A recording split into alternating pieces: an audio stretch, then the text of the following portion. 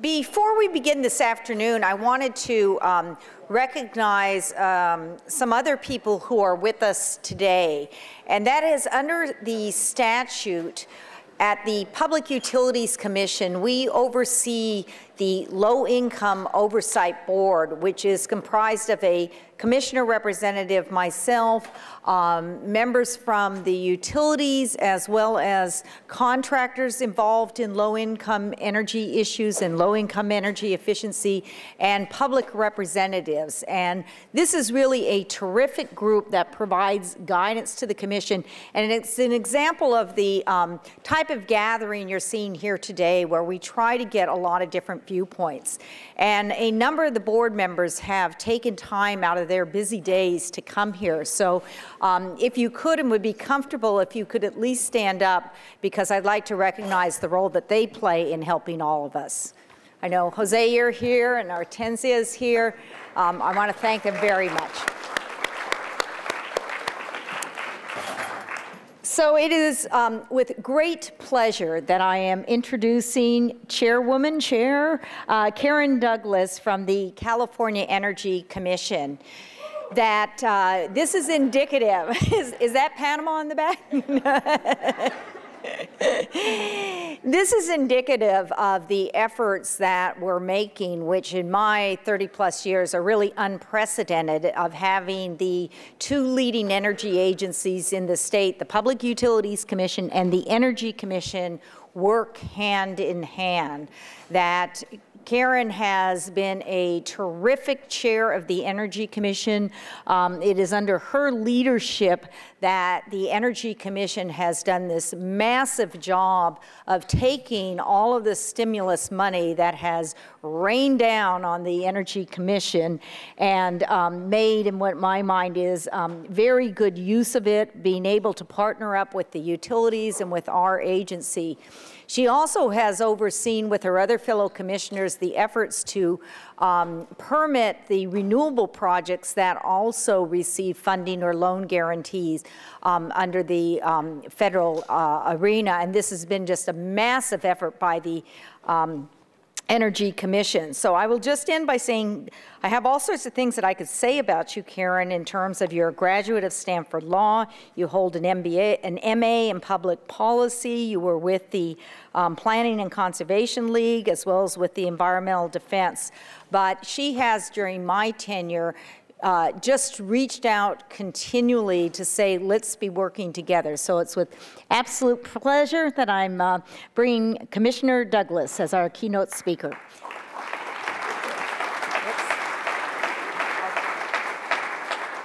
And I did want to just mention that the program had also said that we would have Assemblymember Perez speaking, but you may have heard that our governor-elect has called the first of the budget meetings with the legislature in Sacramento, so he unfortunately is not able to be with us, but we are thrilled to have Commissioner Douglas. So. Thank you, Diane. Thank you. Commissioner Grueneck, I really appreciate that warm introduction. And I guess I should say that the chairman, chairwoman question has been definitively answered by the legislature, which passed a bill. And I think it came out of a meeting I had with Assemblymember Fuentes when he was the chair of the Utilities and Commerce Committee. And he said to me, you know, well, what is this chairman stuff? What is this chairman stuff? And I said, well, you know, Assemblymember, the Warren-Alquist Act says chairman, and, you know, us bureaucrats are literal sometimes, and so that's what I have on my card. And oh, I'm going to fix this. And so there was a committee bill, and it actually changed a number of titles, including mine. So it really is. It doesn't come into effect until January 1st, of course, but I'm making the transition. I'm getting used to it. So, well, thank you. Thank you. You're here. So I should also say that I'm sorry to have missed the opportunity to have introduced Speaker Perez, because I think California is tremendously fortunate to have him as with his long-standing record of support for labor and workforce and the environment as Speaker. And so obviously he was called away to a top priority, which is the forum on the budget, and certainly wish him and the legislature well. And I don't know if it's just the aftermath of the election or the aftermath of an incredibly rewarding and bruising and tough and fun year at the Energy Commission, but it is, I've been reflecting a lot on how all of us really care so deeply about the state, coming from diverse perspectives and working with diverse constituencies. And I think it's so important, and I think the first thing I'd like to say to this group assembled here today is to pay close attention to what the governor-elect and the legislature are working on with the budget and the effort to put California going forward on a firm and sustainable and renewable footing, and the sense of common purpose that we have, that we're forging today, that we're building on, is going to be critical in that effort. So with that, and I guess I was also pleased to hear that we're still the state's eighth largest economy, the world's 8th largest economy, and our environmental policies have pushed us forward, and we're leaders in so many ways, but we're in particular building the green energy economy right here on the ground in California, all of us together. So I want to start with a success story that Commissioner Grunick mentioned briefly. So far in 2010, the Energy Commission alone has permitted 4,300 megawatts of solar thermal power, so new renewable power in California. There are 2 more projects set for our December 15th business meeting. And to put this in perspective, it's about 9% of our grid capacity. It's about equal to the amount of power that California gets from nuclear energy. It's about 10,000 or more construction jobs, literally billions of dollars in federal incentives and private investment in the state of California, long-term operation jobs in the state, and a tremendous, concrete, substantial step forward to meeting our renewable portfolio standard.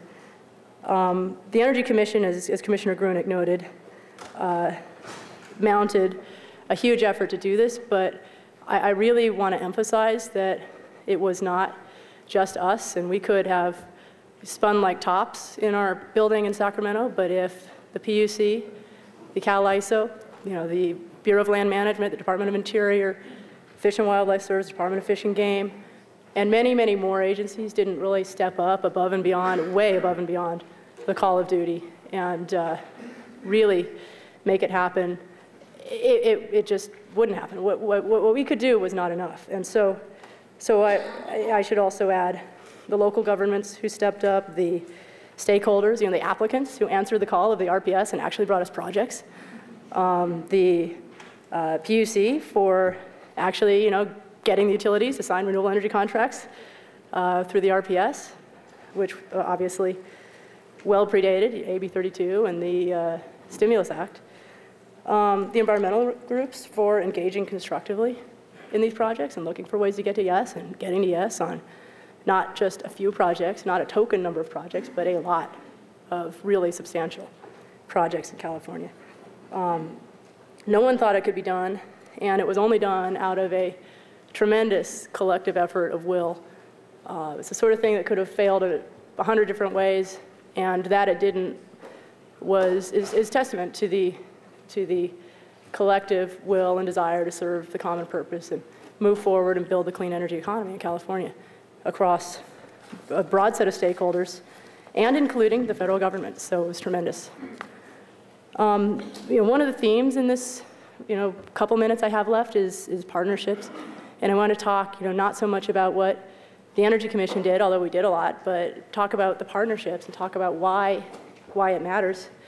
Energy Upgrade California is, I think, the flagship program that came out of the Recovery Act money that the Energy Commission was charged with administering. And in that program, we're really honored to be working with the CPUC, the utility partners, both public utilities and investor-owned utilities, local governments up and down the state, other partners up and down the state.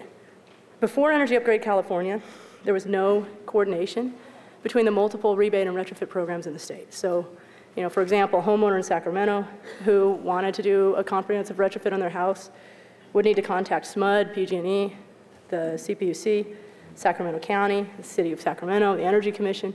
They have to do a tremendous amount of work in order to know what was available to them. And unfortunately, each of these entities would have different requirements, different applications, different contractor lists, different financing options, different quality assurance requirements. And so the barriers that we put through lack of coordination in front of people accessing the funding and the incentives that are in place for these programs, these cost-effective, job-creating, energy-saving programs, were tremendous. And Energy Upgrade California now will coordinate outreach and marketing. The program will be called the same thing up and down the state. You know, you move from LA to the Bay Area, and you'll know what the program's called, and you'll know where to go. You go to the same website, put in your zip code, you'll know exactly what's available to you, you fill out an application, you'll get all the programs in, the standards are coordinated, the list of qualified contractors are put together, the training programs and quality assurance and retrofit standards are going to be coordinated. So it's a tremendous, tremendous step forward, and it's going to be a tremendous building block for us going forward into the future. On workforce training, the Clean Energy Workforce Training Program is the largest state-sponsored clean energy training program in the country by value, $87 million. It combines Federal Recovery Act, State AB 118, peer and private funding into a very broad and far-ranging program. It also, in that work, coordinates very closely with the Public Utilities Commission and some of the utility training programs, which are taking a very similar approach in many cases. So looking at training education program, development delivery, the Clean Energy Workforce Training Program supported, just in its first year, programs that trained over 9,000 unemployed or underemployed workers through 50 regional partnerships throughout the state of California. Green building, clean energy transportation, programs from high school through adult retraining levels of education. It's the largest California-based collaboration ever of the educational, workforce development, and energy sectors. And it was a first for us in working with ETP and EDD and the workforce agencies and creating a partnership. They, of course, also rose to the occasion tremendously to help create this program. A couple other things in the workforce area. Leadership in the K through 12 education system. The career partnership academies, which get $12 million from the peer program, are tremendously important. It's only the beginning for what we need to be doing in career tech education. I have a friend who's an environmental, and I told this story on Monday to people, some of whom I see in the room, but I have a friend who's an environmental advocate in Montana I visited recently, and he said, you know, when I was in school, California schools were the best in the nation, and what we were always told was that if we didn't study, the kids from California would eat our lunch.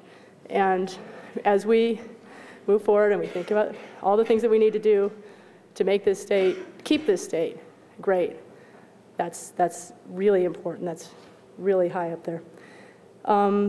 Regional clean energy industry cluster planning and implementation.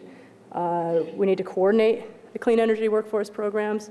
We need to maximize their cost effectiveness. We need to make sure that they are tailored to the actual opportunities that they serve in the regions that they serve. So this program helped fund strategic planning on a regional basis for workforce needs.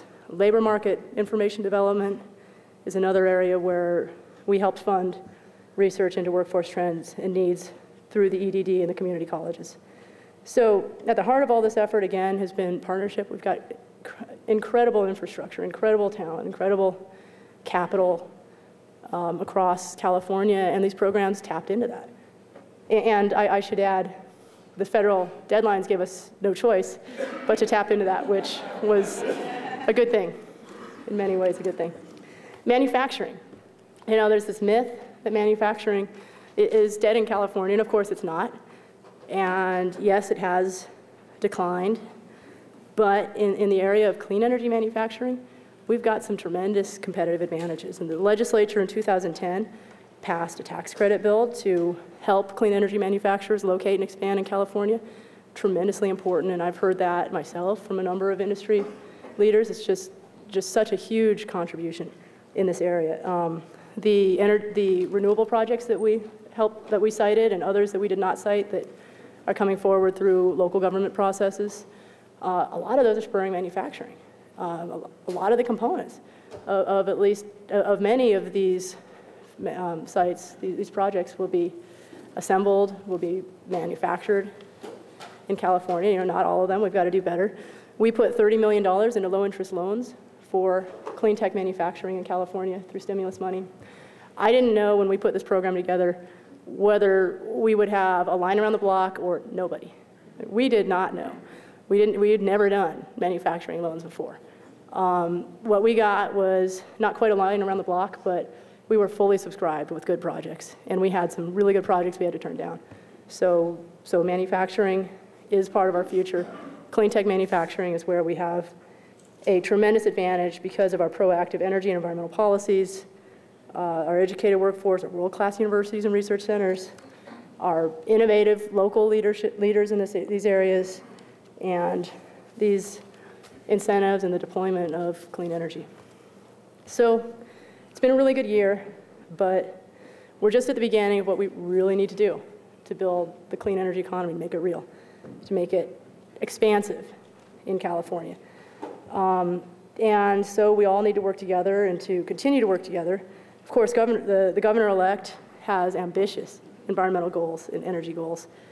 12,000 megawatts of localized energy, 8,000 megawatts more of large-scale renewables, reduce peak demands, develop storage, which is a game changer for us in terms of how we could manage our energy system, zero net energy buildings, and moving forward on standards and efficiency. So lots more to do. We've got to also make sure that the projects that we permit get built. And as I look at them, I see a large number of them doing pretty well. And of course, they've got to get contracts. They've got to get transmission interconnection. Some of them, they've got to get financing. They're not done when they get their permit, but they're moving, for the most part, very well forward towards actually getting built. We've got to, I think most importantly, we've got to nurture and maintain the partnerships and the coalitions that we built, especially in this past year. On Monday, I was speaking to Green California, which pulled together a lot of the coalition that was involved, although not nearly all because it was a huge coalition. It was involved in opposing Prop 23. It was a very diverse coalition. It was the biggest and probably the most diverse Green California meeting that I've been to. And it was really good. And we're talking about, how do we take it from uniting to oppose something that we all dislike to uniting to support something that we all really need to build towards and really want. So with that, I think I will just conclude by suggesting or asking of this group that we come together in an even more structured and detailed way than we have before around clean energy economic development. What would be our clean energy economic development plan? Where will California succeed? Where do we need to invest? Who are the partners? How do we get them to the table? What do we need to do better at all levels of government and in the private sector, and among labor and among environmental groups and everything? How do we pull together around clean energy economic development? Goals, barriers, strategy, tasks, measuring accountability. Did we get there? Progress against plan. Same thing, I think, for clean energy education, because we want the clean energy sector to be accessible to people. We want it to be something that Californians throughout the state think that either they or at least their kids are prepared to enter. So clean energy education, goals, standards, partners, funding sources, how do we make it happen?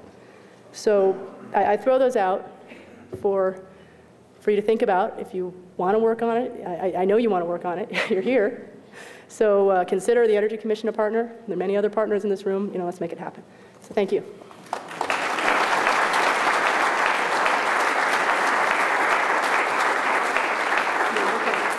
So thank you, Chair Douglas. And we've got a few minutes before we start the first sessions of workshops. And first, I want to thank the Planning Committee that helped shape this day and help us think through the workshops we have. If people take out their programs, on the last page we have acknowledgements.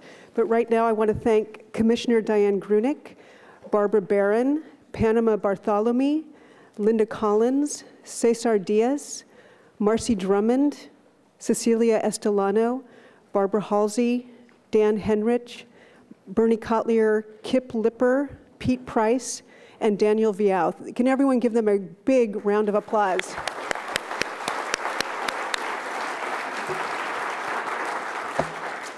And I want to make one more request for white cards that are in your adventure packet with questions. If you want to give those to me, we can get those to the moderators later.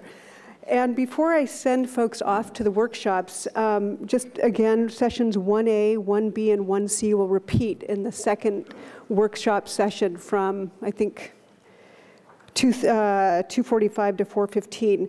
1D, which is called Building Pipelines into Good Jobs and Energy Efficiency, CBOs, apprenticeships, and other collaborations will only be once. And session 1E, Integrating Skill Standards, Certifications, and Workforce Planning and Energy Retrofit Programs and Investments will only be once. And then in session 2D, Building Pathways into Good Jobs in Energy Efficiency, K-12, community colleges, and apprenticeship programs will be once. And Developing the Professional Workforce and Energy Efficiency, Distributed Generation, and Demand Response will just be once in 2E. So the rooms that you need to go to are outside, and some of you had lunch in them, but it's 102, 103, 203, and 204. And then Crutch Theater here will have a workshop as well. So everyone enjoy, and thank you for being here.